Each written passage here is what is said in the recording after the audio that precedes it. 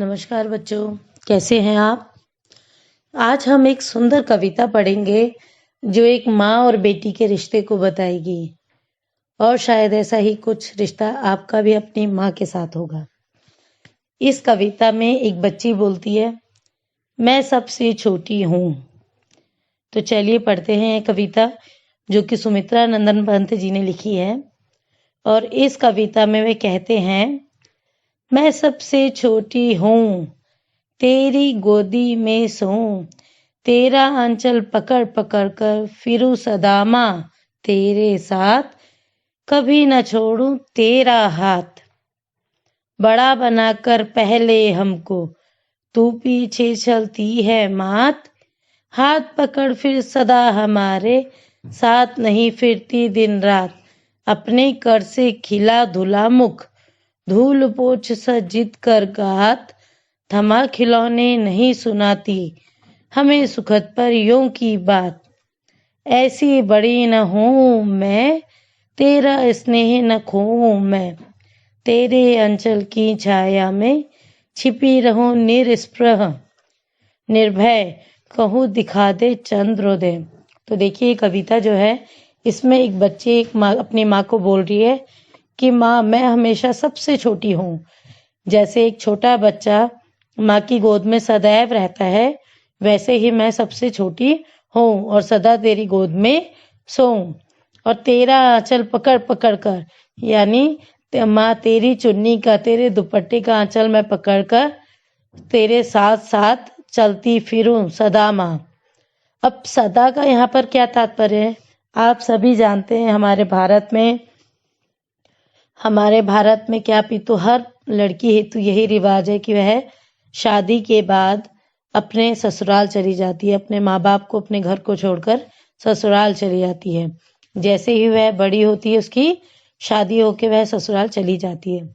तो इसीलिए इस कविता में बोला गया है कि मैं कभी बड़ी ना हूँ और कभी तेरा हाथ ना छोड़ूं। अर्थात मैं जब बड़ी होंगी मैं बड़ी ना हूँ ताकि मेरी शादी ना होए और मैं अपनी माँ का साथ कभी ना छोड़ूं।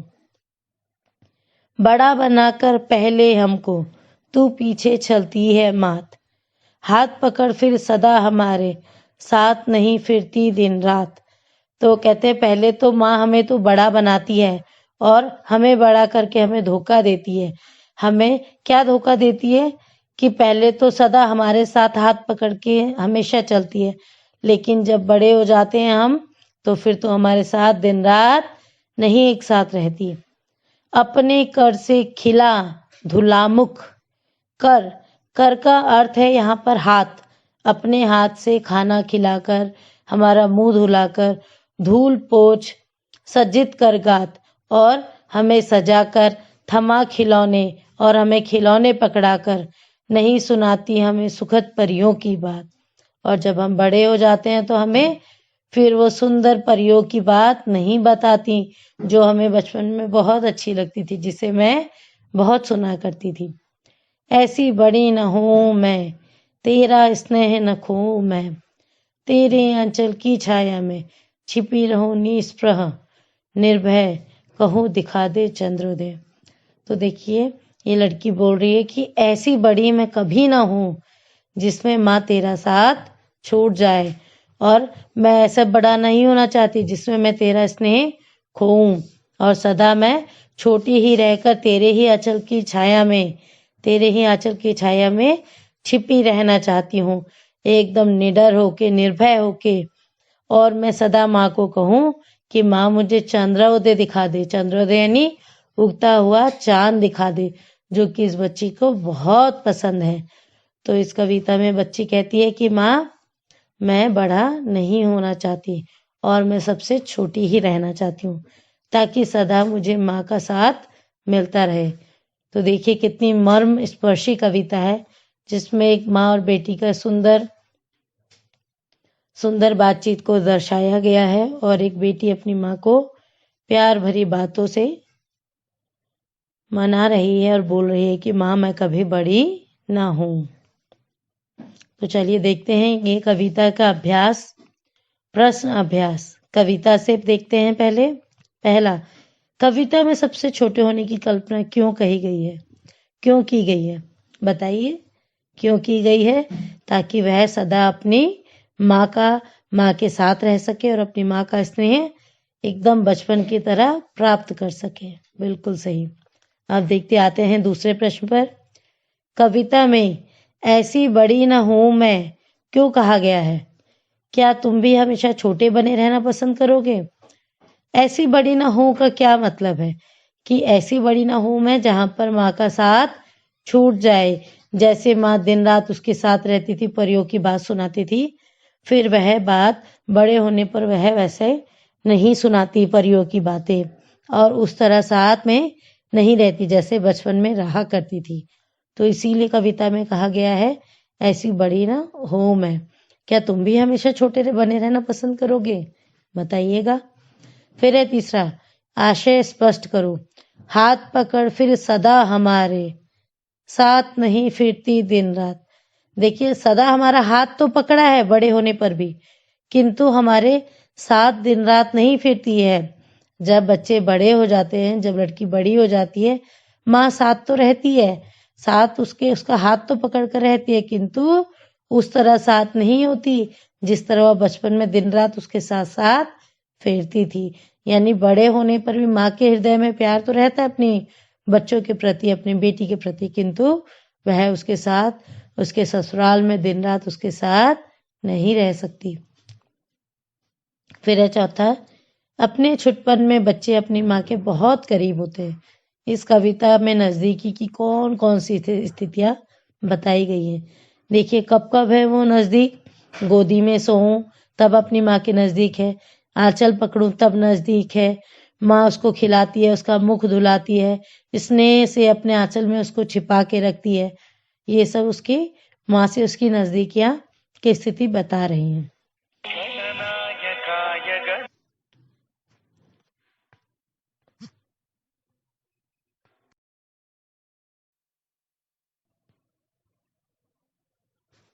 अब देखते हैं कविता से आगे। पहला, तुम्हारी माँ तुम लोगों के लिए क्या क्या काम करती हैं? क्या करती है तुम्हारी माँ? तुम्हारे लिए खाना बनाती होंगी, कपड़े धोती होगी, तुम्हें खाना अपने चाव से, आपके चाव जो आपको पसंद है उसे बनाकर खिलाती होगी, है ना? आपका मुख धुलाती होगी, आपको नहलाती होगी, और क्या क्या काम करती है लिखिएगा। दूसरा, ये क्यों कहा गया है कि बड़ा बनाकर माँ बच्चे को छलती है? यह इसलिए कहा गया है क्योंकि बड़ा बनाकर माँ बच्चे को छलती है, अर्थात बड़ा बनाकर बच्चे को माँ जिम्मेदारी सौंपती है, उसे बड़ा बनाती है और शायद उसके बचपन को छलती है, यानी उस पे जिम्मेदारियां आ जाती है और माँ का जैसे पहला प्यार था वैसा प्यार दोबारा प्राप्त नहीं होता। तीसरा, उन क्रियाओं को गिनाओ जो इस कविता में माँ अपनी छोटी बच्ची या बच्चे के लिए करती है। आपको बताना है कौन कौन से काम अपनी छोटी बच्ची के लिए माँ करती है। उसका मुख धुलाती है, उसे खाना खिलाती है, उसे सजाती है, उसे अपने साथ सुलाती है, चंद्रोदय दिखाती है। बिल्कुल सही। फिर आते हैं अनुमान और कल्पना। आपको अनुमान लगाना है और कल्पना करनी है। इस कविता के अंत में कवि माँ से चंद्रोदय दिखा देने की बात क्यों कर रहा है? चांद के उदित होने की कल्पना करो और अपनी कक्षा में बताओ। फिर है दूसरा, इस कविता को पढ़ने के बाद एक बच्ची और उसकी माँ का चित्र तुम्हारे मन में उभरता है। वह बच्ची और क्या क्या कहती होगी, क्या क्या करती होगी, कल्पना करके कहानी बनाओ। तीसरा, माँ अपना एक दिन कैसे गुजारती है? कुछ मौकों पर उसकी दिनचर्या बदल जाया करती है, जैसे मेहमानों के आ जाने पर वो बहुत व्यस्त हो जाती है, घर में किसी के बीमार पड़ जाने पर या त्योहार के दिन। इन अवसरों पे माँ की दिनचर्या पर क्या फर्क पड़ता है? सोचो और लिखो। फिर हम आते हैं भाषा की बात पर। नीचे दिए गए शब्दों में अंतर बताओ, उनमें क्या फर्क है? स्नेह, प्रेम, शांति, सन्नाटा, धूल, राख, ग्रह, गृह, निधन, निर्धन, समान, सामान। कविता में दिन रात शब्द आया है, दिन रात का विलोम है। तुम ऐसे 4 शब्दों के जोड़े सोचकर लिखो जो विलोम शब्दों से मिलकर बने हों। जोड़ों के अर्थ को समझने के लिए वाक्य भी बनाओ। अब कुछ करने को। कक्षा में बच्चों को उनकी मर्जी से 2 समूहों में रखें। क, एक समूह में वे जो छोटे बच्चे बने रहना चाहते हैं। ख, दूसरे समूह में वे जो बड़े होना चाहते हैं। इन दोनों समूह के सभी बच्चे एक एक कर बताएंगे कि वे क्यों छोटा बने रहना चाहते हैं या क्यों बड़ा होना चाहते हैं। तो ये थी सुंदर कविता और इसका अभ्यास कार्य। आशा है आपको पसंद आया होगा। फिर मिलेंगे अगले पाठ के साथ।